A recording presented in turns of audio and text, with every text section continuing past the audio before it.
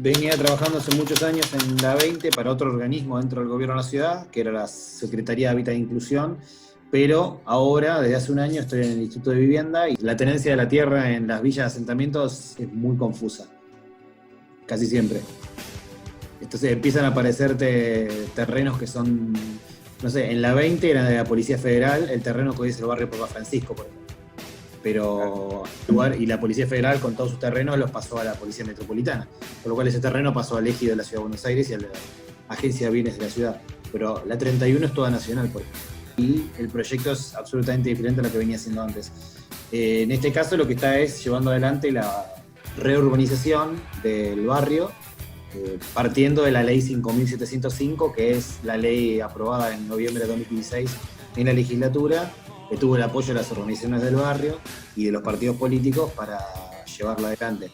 Y es un proceso que implica abrir calles, abrir pasajes, abrir pulmones de manzana o esponjamientos, como llaman los técnicos, y hacer las mudanzas, los traslados hacia el nuevo barrio que se está terminando de construir, pero ya hay 700 familias mudadas. Desde diciembre somos parte del Instituto de Vivienda, a pesar de ser un ente autárquico, pertenece ahora al organigrama del Ministerio de Desarrollo Humano y Hábitat, que es el Ministerio de Desarrollo Social, pero se llama así, Humano y Hábitat. El Ministerio de Desarrollo Humano y Hábitat es el que trabaja en la esencialidad de la pandemia, además de salud. Entonces, lo que nos toca es hacer tareas de emergencia sanitaria, de algunas cuestiones de higiene urbana, como, no sé, el tema de basura, contaminación, fumigaciones de dengue, etcétera. Pero lo principal es trabajar en lo que se necesita desde el Ministerio de Desarrollo Humano, que son 2 puntos en este momento, que son el programa Detectar, que es para los casos de COVID y los casos estrechos de los casos de COVID, o sea, quienes están cerca de los que dieron positivo, lo que se está haciendo a nivel país en todos los barrios populares, es el programa Detectar. Y después la entrega de alimentos a través del Ministerio también, pero junto a las organizaciones. La particularidad de la 20 es que las organizaciones están siempre trabajando en conjunto con el gobierno, o sea, o el gobierno en realidad trabaja en conjunto con las organizaciones. Se llevó un entendimiento muy importante que quizás en otros barrios no se da, en donde las organizaciones participan por ley, como te decía, hay una ley de reurbanización, de una mesa técnica. Y esta mesa técnica lo que hace es tener la posibilidad de no solo tener voz, sino tener voto en las decisiones. Entonces, el gobierno no puede actuar solo en lo que es el proyecto de urbanización de Villa 20, sino junto a las organizaciones, porque es un actor que participa de una mesa mucho más grande en la que están organizaciones, otros organismos del Estado, defensorías, los centros de salud, etc. Entonces, no puede tomar una decisión que quizás en otros barrios, como en la 31, se da de que hay una secretaría, en ese caso Integración Urbana, que tiene más posibilidades de tomar decisiones. En la 20 se hace en conjunto con las organizaciones todo. Entonces ahí se da un proyecto mucho más participativo de lo que se da en otras villas, por ejemplo, en otras. Hoy, por ejemplo, entregamos junto al FOL, el Frente de Organizaciones en Lucha, que es una de las organizaciones del barrio, que están en muchos barrios de todo el país, entregamos junto al FOL a una determinada cantidad de personas. Entonces las organizaciones están poniendo gente y también su cuestión organizativa para que hagamos la entrega de alimentos. Entonces se hace en conjunto entre el gobierno y las organizaciones. Yo lo que veo es lo que se hace en la 20. Realmente no estoy en el día a día de los otros barrios, no te sabría decir por lo pronto. Lo que sí te puedo decir es que ante los primeros contagios en la 20 se trabajó mucho en acercarse a las personas que tenían algún tipo de cercanía con los que son los contactos estrechos que se dice ahora de las personas que están positivas, para hacer el aislamiento, trabajar junto a salud, que por lo que parece en la 31 y en la 1114, que son los 2 barrios que tienen más casos, no sucedió desde un principio, como que de golpe les explotó esta situación, quizás como hubo denuncias en la 31, pero en la 20 desde el principio estuvo bastante controlado y de hecho el operativo Detectar arrancó con solamente 25 casos, o sea, ya empezó desde una base muy chiquita de casos. Y en la 31 creo que el Detectar arrancó cuando ya tenían 500. Quizás en la Secretaría de Integración de la 31 se maneja de una forma diferente a lo que es el Ministerio de Desarrollo Humano y Hábitat y el IBC, que trabaja en otros barrios. Como que no hay una misma política para todos los barrios, porque la 31, por una cuestión histórica, una cuestión de las organizaciones que participan, también de lo que tiene desde la legislatura un control mayor, supuestamente, que hay comisiones especiales para la 31 dentro de la legislatura de la Ciudad de Buenos Aires, tiene otra dinámica la 31. Quizás ahí fue donde también explotó. Y en los barrios donde el IBC trabajaba mucho más, porque ya había un proceso de urbanización, estuvo un poco más controlado. O sea, te demuestra que una presencia del Estado activa te permite trabajar mucho mejor en una pandemia que donde no existe. El equipo para la urbanización que trabajamos ahí es un equipo entre técnicos y sociales de 40 a 45 personas, que íbamos mínimamente 2-3 veces por semana al barrio antes de la pandemia. Entonces, equipos grandes que hacían todo un laburo. En la 20, por ejemplo, el proyecto primero se hizo un censo de todo el barrio, que se hizo en el 2016, que yo no participé en ese momento porque estaba en otro organismo. Después se hicieron, además del censo, se hicieron relevamientos socioespaciales en cada vivienda, por lo cual hay planos del barrio detallados, se sabe las condiciones de las familias, o por lo menos de la mayor parte de las familias, se pudo llevar de esa manera mejor con los programas de la alimentación, por ejemplo, que se están haciendo, porque se conoce mucho más a las familias. Entonces, el estar presente el Estado te marca que podés llegar con las políticas públicas mucho más que en barrios donde quizás no tenés un equipo con tanta gente trabajando en el barrio. Pero bueno, y también la 31 me parece que es más grande, no sé cuántas manzanas tiene, pero en la 20 que hay 30 manzanas, y de las cuales ponele 15 son bastante populosas, se puede trabajar con este equipo que te digo. 15, ponele, son muy populosas, porque son las que se hicieron en los últimos, no sé, 30 años, 20 años, y hay otras que son más históricas.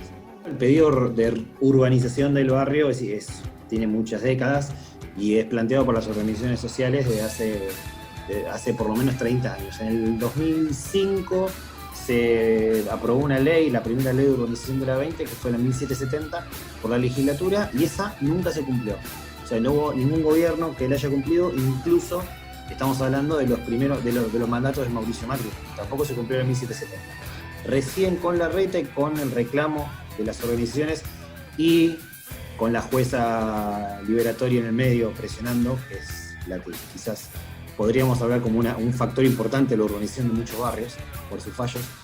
En ese caso lo que hizo fue obligarse a la legislatura y al gobierno a aprobarse una nueva ley, que es de reurbanización, que es la 5.705, y esa ley fue la que se está cumpliendo desde el 2016, efectivamente, que incluía este proyecto integral de reurbanización urbana, que es el IBC, incluía primero el conocimiento del barrio, como te decía, con un censo detallado, con todas las familias, también con lo que es un relevamiento de cada vivienda, tanto social como arquitectónico, y después se hicieron reuniones con los vecinos de cada manzana para ver cada manzana cómo se iba a llevar adelante, además de algunas aperturas de calles que ya estaban en la ley, para permitir la circulación de vehículos y abrir un poco más el barrio, primero por el tema de las calles y pasajes. Hay sectores en los que no hay veredas, o sea, la mayor parte de la 20 no tiene veredas, hay una calle principal por la que tenés que ir y venir,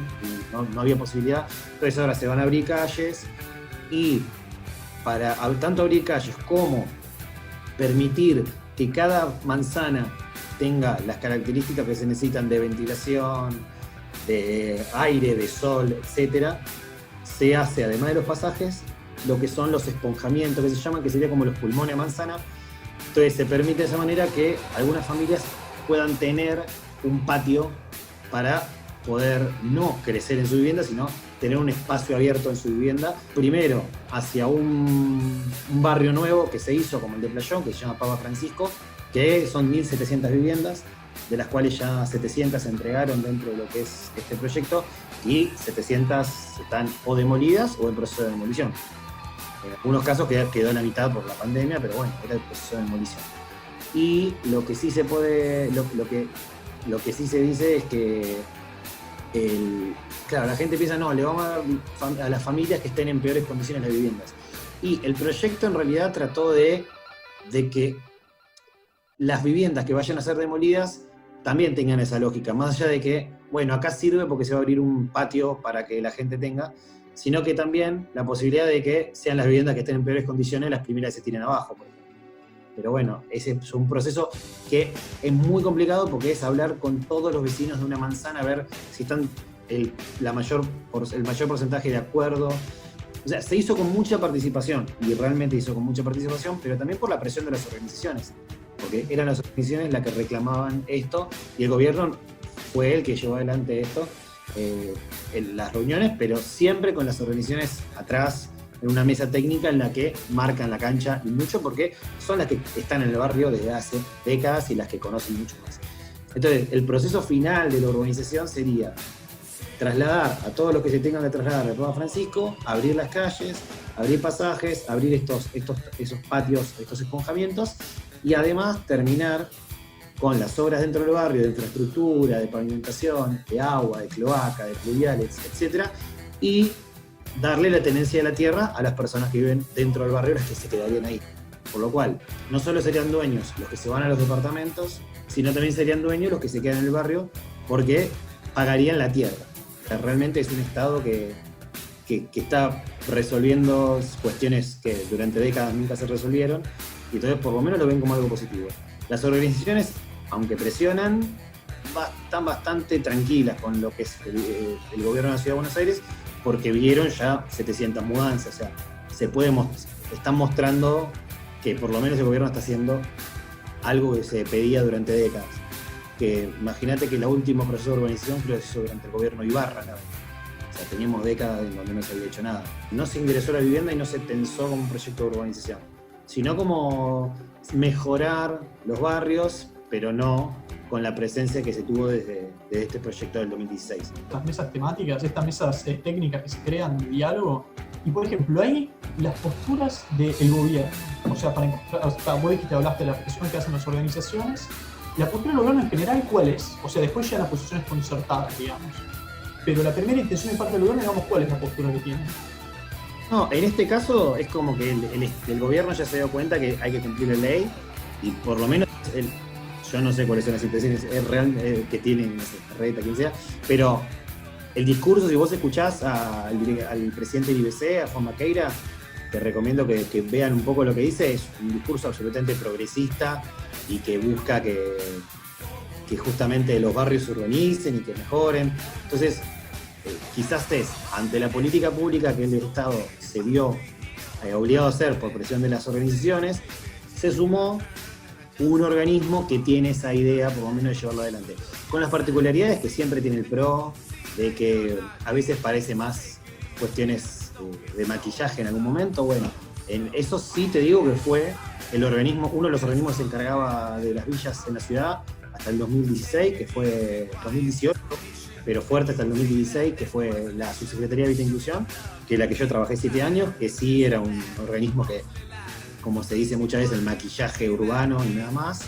Y realmente esto es un proyecto que cambia mucho el paradigma del gobierno de la ciudad en las villas. Hasta el 2016 se había trabajado con una idea de, bueno,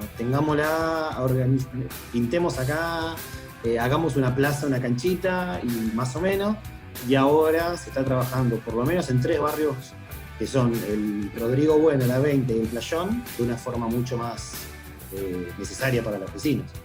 La gente que tiene una de las casas, que están en peores condiciones, que la tienen que demoler, se tienen que mudar a los nuevos barrios, ¿cómo siente la gente como ese desarraigo o de irse de su barrio, ir a otro?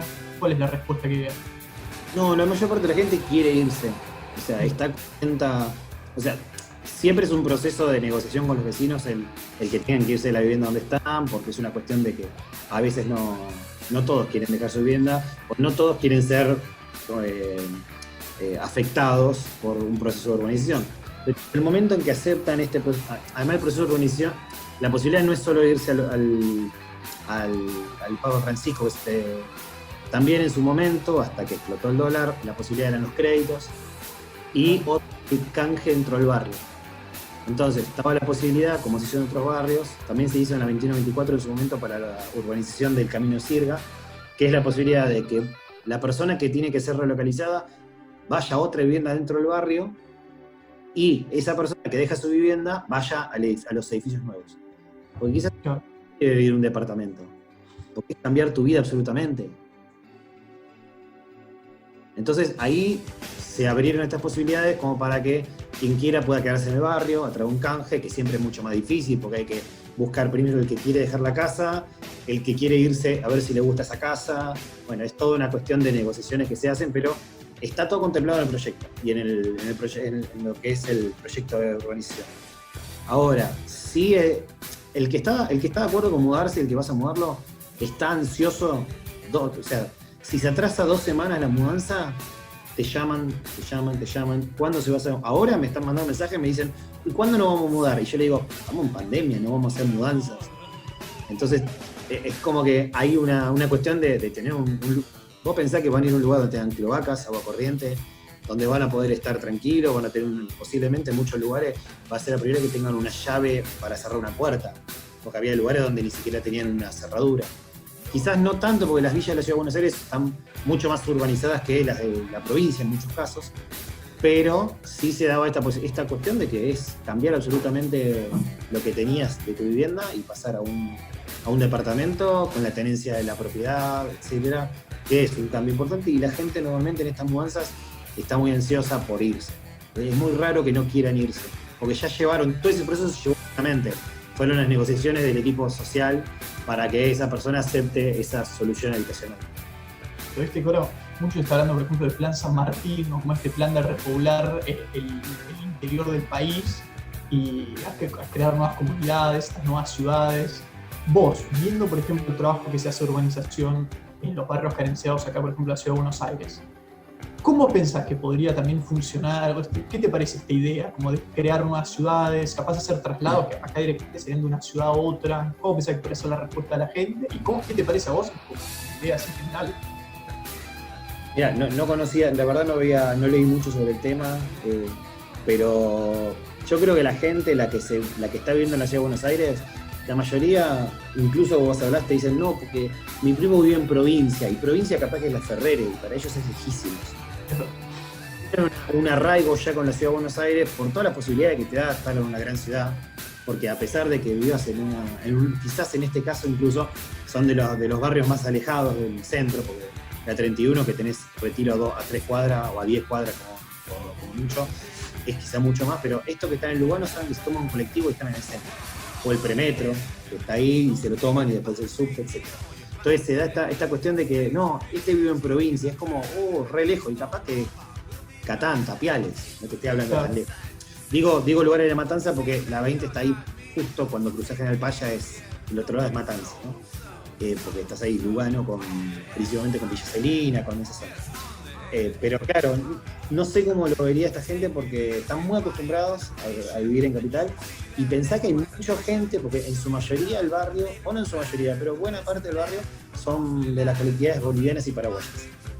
Y eso te determina que quizás lo único que conocen es la capital. Porque de Asunción, de La Paz, de donde sea, directamente para la Ciudad de Buenos Aires. Entonces es como que conocen la Ciudad de Buenos Aires y para ellos conurbano es algo inexplorado. Como para muchos porteños que nacieron en la Ciudad de Buenos Aires, ¿no? Bueno, les digo que vivo en Ituzaingó y me miran rarísimo. El barrio tiene aproximadamente 30.000, y ponele ahora 35.000 personas.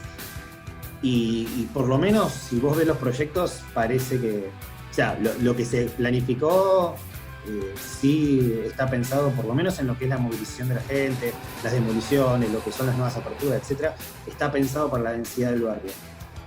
Quizás está más atrasado el tema de las obras de infraestructura y eso habría que ver cómo se van a hacer y cómo van a llegar, pero lo que es el programa de urbanización en la parte de vivienda y de traslado y de mudanza se pensó para la cantidad de gente y además se hicieron proyectos manzana por manzana. Eso es algo buenísimo que no se había hecho todavía nunca, que es que cada manzana de cada barrio decida cómo quiere que sea su manzana, cuánta gente va a tener que ser urbanizada, obviamente con un apoyo del gobierno para determinar en cuestiones a veces arquitectónicas, en cuestiones ya más técnicas que quizás la gente no las tiene. Pero bueno, en ese caso sí se pensó mucho el tema de cómo se va a hacer en cada manzana para que el proyecto arranque de una manzana y se haga para todo el barrio. Y como les digo, realmente la política pública de esta está buena, la que se está llevando adelante, comparado con lo que yo laburé antes es mucho mejor, y parece que va a llegar a algo. Yo les contaba a mis compañeros y compañeras del IBC que yo, viéndolo desde afuera, cuando estaba en el otro organismo, yo decía, esto no lo van a hacer nunca, es imposible. ¿Cómo van a mover a 1.600, 1.700 familias? No, o sea, es un trabajo que se hizo muy específico y muy en detalle para poder llegar a algo macro. Pero es un trabajo que te lleva años. Los que son dueños de la vivienda les toman la vivienda como parte de pago del departamento. O sea, los materiales, no la tenencia de la tierra, porque la tenencia no es de esas personas. Pero, por ejemplo, se evalúa la vivienda, los materiales utilizados, cuánto valía la vivienda, el Estado le paga por eso, como cualquier proceso expropiatorio, como hay cualquier proceso expropiatorio, cuando se hace una autopista se pagan las viviendas, por ejemplo.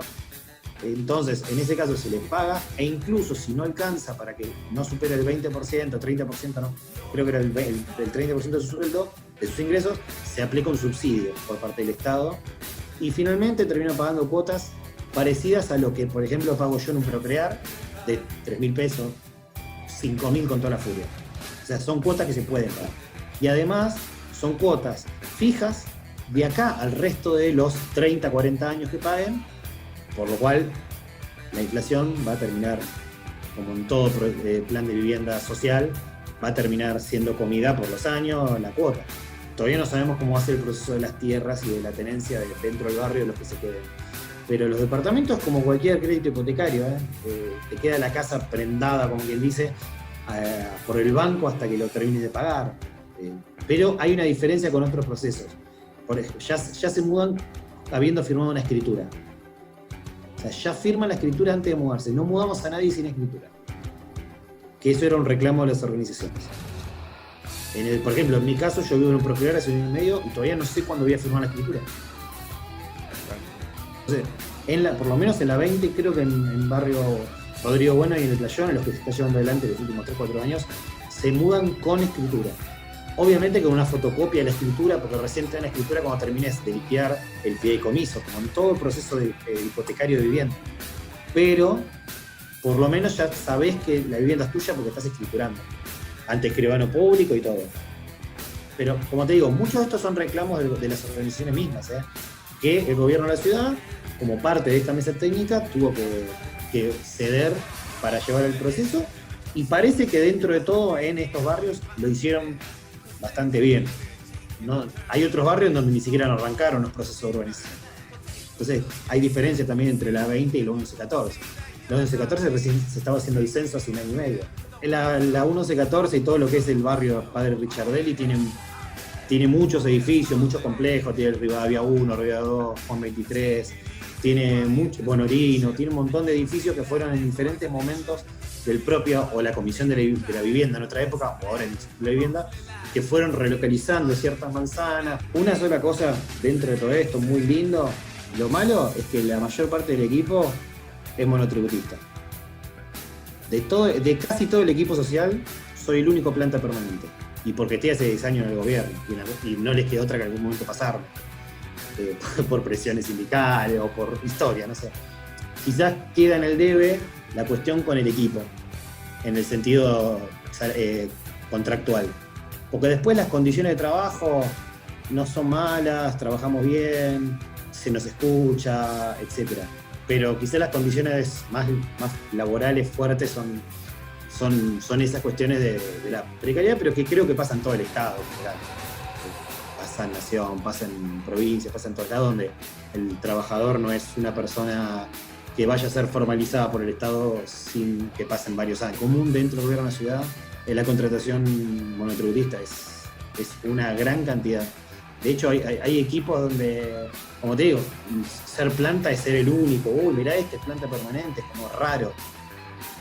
Pero bueno, también son equipos que se formaron en su mayoría en los últimos 3-4 años, y entonces se utiliza mucho de contratar de esta forma para, no sé, no tener que ponerlos en blanco.